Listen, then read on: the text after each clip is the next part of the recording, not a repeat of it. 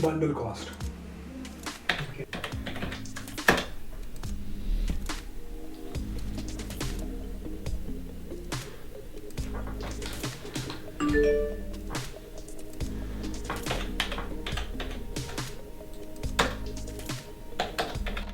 This is the menstrual pad that we have is actually just a variation of what we of the material. And the Hypatia pads, again, the name came from, I was like trying to look up like what should we call them. I didn't want to call them menstrual pads because like calling a product now just by their generic name is like calling your child like firstborn, secondborn, thirdborn. Like it's a way to kind of recognize what they are, but it kind of doesn't give them any personality as such. So Hypatia pads, because so looking up what to call it and then looking at the history of menstrual pads and whatnot, and then suddenly came to this one block where it said the first mention of menstrual pads in historical books was when this one lady threw her menstrual pad at like a stalker or something like that. I'm like, oh man, that's like, I was like, okay.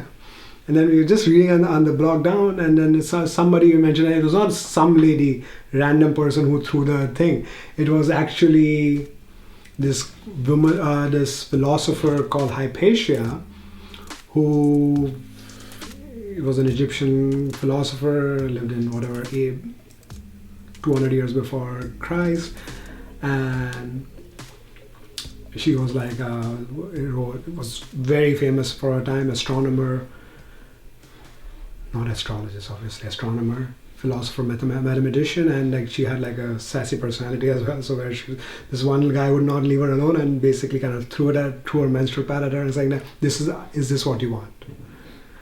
I'm like, okay, that, and I like say, wow man, that would be a fantastic name for these menstrual pads, because it's kind of like a product for women. And I've never heard of Hypatia. I've kind of read history on this and I've never heard of her. So I'm like, okay, that's a good way. And I was 100% sure that name would have been taken by somebody else in a similar context. Nobody had taken it. Like, okay, this is ours. And so Hypatia, and for short, HIPS, HYPS, which is also kind of, yeah, these are samples that we've made. Tons of detail on it. But what I was telling you about, like how we go about designing products. So I look at products like we have 5 basic materials that we use for almost all our products.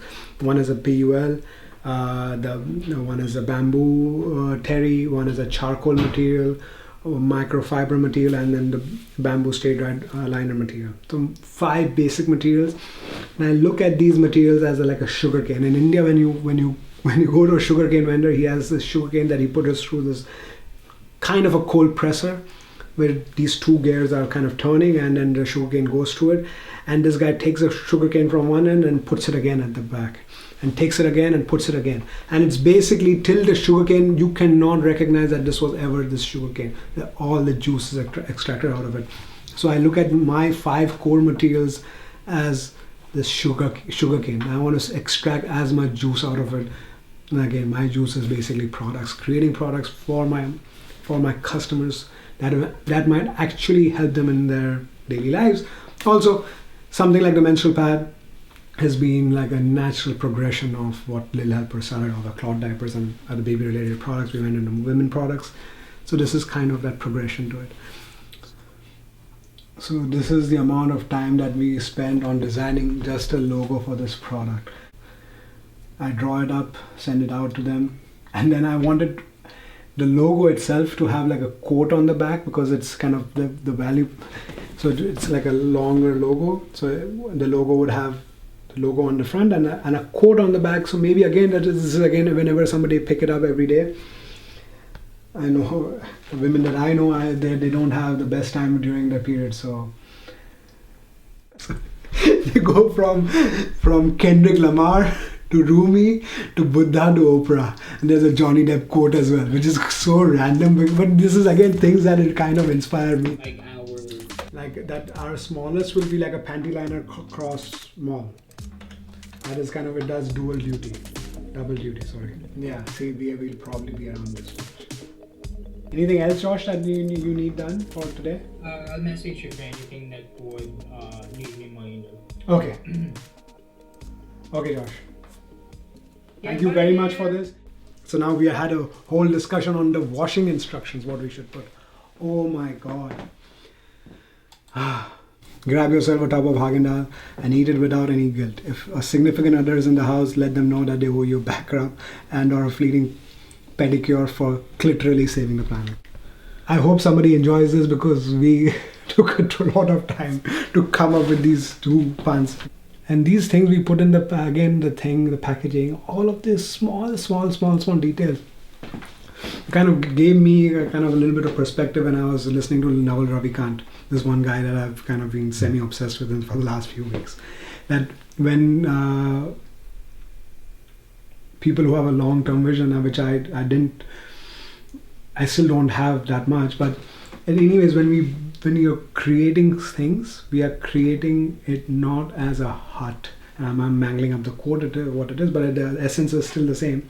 That you are basically creating a foundation for a multi-story tower. So it's going to go up and up and up and up. So these things, for most people, it's kind of useless. And if my dad would see me doing this, he would probably think I was just kind of mucking around. That's why I've not gone anywhere with my life, because I've spent like probably a couple of weeks obsessing over like details like what quotes should we put and how the logo should look and what the washing instructions. Again, the washing instructions could be literally 4 lines and it does the job. But where is that joy? So it's kind of like plain. Anybody can do it. So what am I doing? How am I making it better or even different?